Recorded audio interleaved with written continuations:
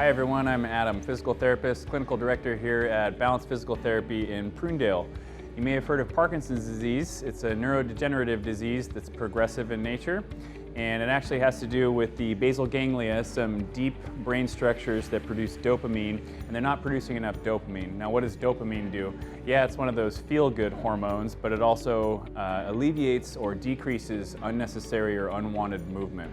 So you can take drugs such as levodopa and carbidopa to help that, but what do you do physically in order to help out this disease? I'm here to tell you what you can do at home with the safety of a partner in order to improve mobility, decrease pain, and thereby improve function.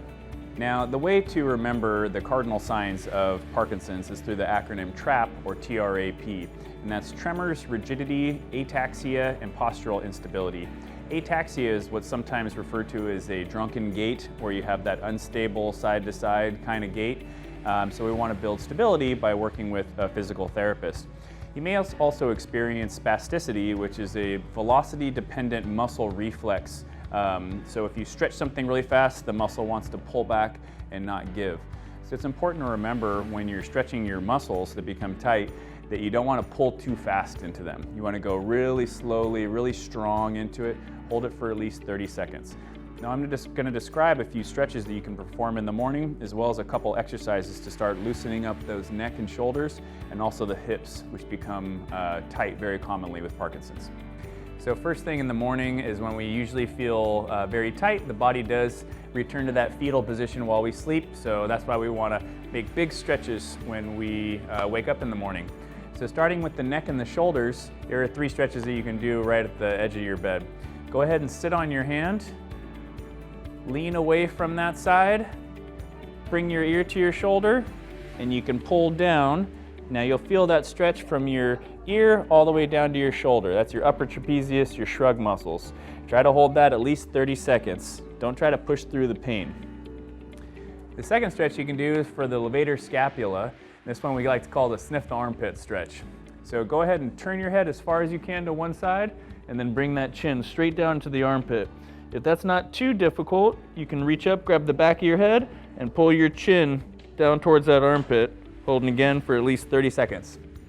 One last one you can do for those suboccipital muscles, those ones that can generate headaches right below your occiput in the back of your head.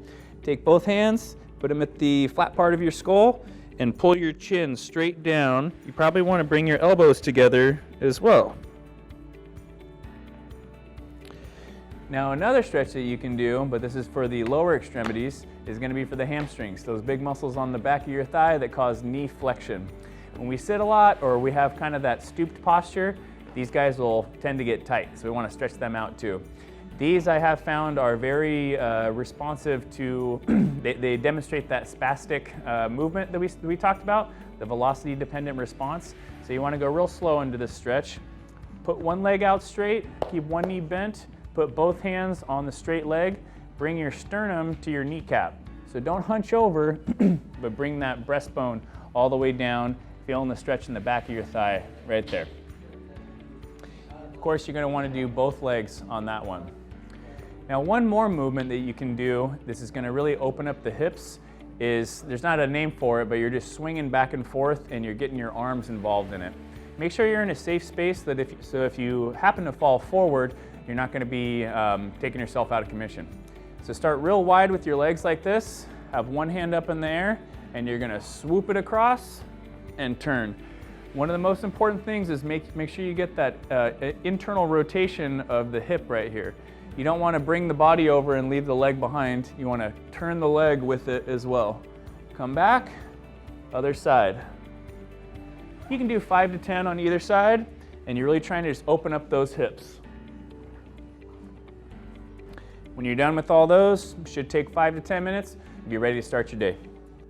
Now we'll be covering more on the importance of rehabilitation in relation to Parkinson's in future videos, but if you'd like to learn more, you can always visit our Instagram page at BalancePTMove or see us at balancept.com.